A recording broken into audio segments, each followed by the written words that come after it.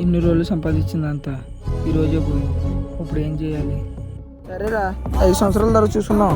నీకంటే ఎక్కువ సంపాదిస్తా, అప్పుడు నీకు అనిపిస్తుంది ఈ బెట్టింగే బెటర్ అని.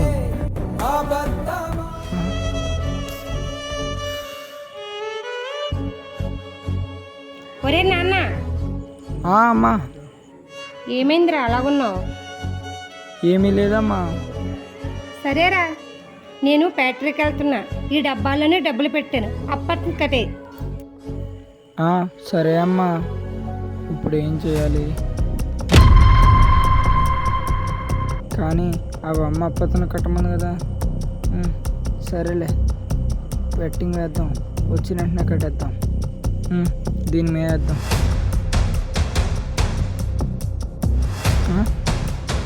చా, ఈ సరిపోయింది.